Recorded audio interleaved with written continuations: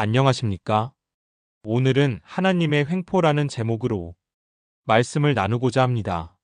먼저 출애굽기 32장 1절을 보겠습니다. 백성은 모세가 산에서 오랫동안 내려오지 않으니 아론에게로 몰려가서 말하였다.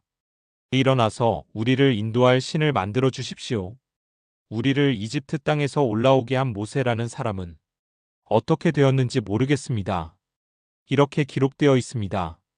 출애굽기 32장은 모세가 시내산에서 하나님의 계명을 받는 동안 산 아래 백성들의 삶의 현장에서 벌어진 일에 대한 기록입니다. 모세가 시내산에서 하나님과 지낸 시간은 총 40일, 거기에 하나님과의 대면을 기다린 7일을 더하면 47일이었다고 성경 본문은 말합니다. 본문이 말하는 내용을 문자 그대로 받아들인다면 장정만 60만, 딸린 가족을 포함하면 약 200만에 이르는 백성이 척박한 시나이 사막의 산기슭에서 47일을 지냈다는 얘기가 됩니다. 만일 제가 그때 거기에 있었다면 저 역시 가족들의 생계를 책임진 남편과 아비로서 그들의 데모에 참여했을 것입니다. 하지만 본문이 하나님은 백성들의 처지를 이해하려는 마음이 전혀 없습니다. 7절에서 10절을 보겠습니다.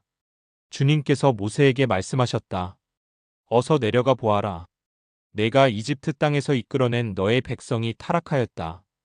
그들은 내가 그들에게 명한 길을 이렇게 빨리 벗어나서 그들 스스로 수송아지 모양을 만들어 놓고서 절하고 제사를 드리며 이스라엘아, 이 신이 너희를 이집트 땅에서 이끌어낸 너희의 신이다 하고 외치고 있다. 주님께서 다시 말씀하셨다. 나는 이 백성을 살펴보았다. 이 얼마나 고집이 센 백성이냐? 이제 너는 나를 말리지 말아라. 내가 노하였다. 내가 그들을 쳐서 완전히 없애버리겠다. 그러나 너는 내가 큰 민족으로 만들어주겠다. 이렇게 기록되어 있습니다. 조금 전에 본문이 하나님은 백성들의 처지를 이해하려는 마음이 없는 것 같다고 말씀드렸습니다. 본문의 하나님 말입니다. 그냥 하나님이 아니고요. 앞에서도 여러 차례 말씀드린 바와 같이 본문에 기록된 하나님과 실제 하나님은 같은 분이 아닙니다. 본문에 기록된 하나님은 이스라엘 백성들이 서기전 2, 3천년 전에 인식한 하나님이지 절대 객관의 하나님일 수는 없기 때문입니다. 본문의 하나님이 우리가 알고 있는 사랑의 하나님일 수 없다는 증거는 곧 벌어질 사건을 통해서도 충분히 입증됩니다. 그 얘기로 가기 전에 먼저 백성들의 데모에 대한 제사장 아론의 반응을 살펴볼 필요가 있습니다. 2절에서 6절을 보겠습니다. 아론이 그들에게 말하였다. 여러분의 아내와 아들, 딸들이 귀에 달고 있는 금고리들을 빼서 나에게 가져오시오. 모든 백성이 저희 귀에 단 금고리들을 빼서 아론에게 가져왔다. 아론이 그들에게서 그것들을 받아 녹여서 그 녹인 금을 거푸집에 부어 송아지 상을 만드니 그들이 외쳤다. 이스라엘아, 이 신이 너희를 이집트 땅에서 이끌어낸 너희의 신이다. 아론은 이것을 보고서 그 신상 앞에 제단을 쌓고 내일 주님의 절기를 지킵시다 하고 선포하였다. 이튿날 그들은 일찍 일어나서 번제를 올리고 화목제를 드렸다. 그런 다음에 백성은 앉아서 먹고 마시다가 일어나서 흥청거리며 뛰놀았다. 이렇게 기록되어 있습니다. 백성들이 모세가 40일 넘게 돌아오지 않으니 쉽게 말해서 죽었는지 살았는지 모르니 우리를 인도할 신을 만들어 달라는 요청에 대제사장 아론이 한 일입니다. 우리는 이 본문에서 백성과 아론을 이어주는 중요한 공통점을 발견할 수 있습니다. 당시 고대인들이 거의 모두 그랬듯이 눈에 보이는 형상이 없이는 신을 이해하기 어려웠다는 점입니다.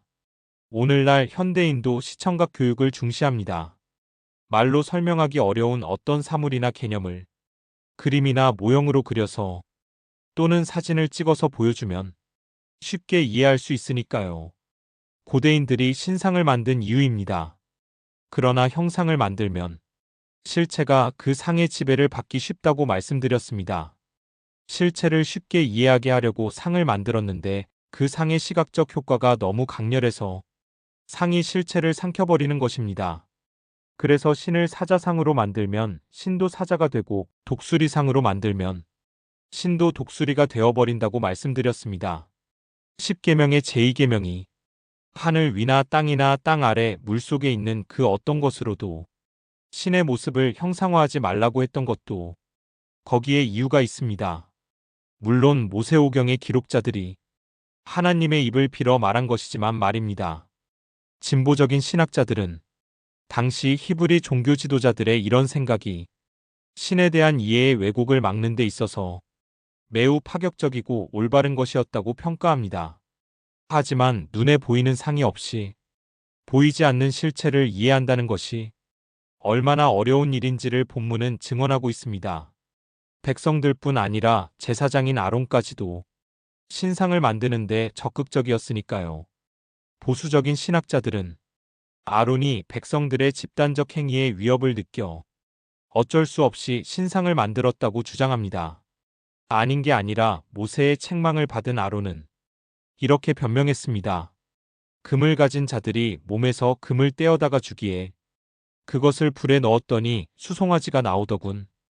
보수적인 신학자들의 주장을 받아들여 아론을 이해한다 하더라도 최고 지도자의 한 사람으로서 보인 아론의 행동은 충분히 비겁하고도 남았다는 생각이 듭니다.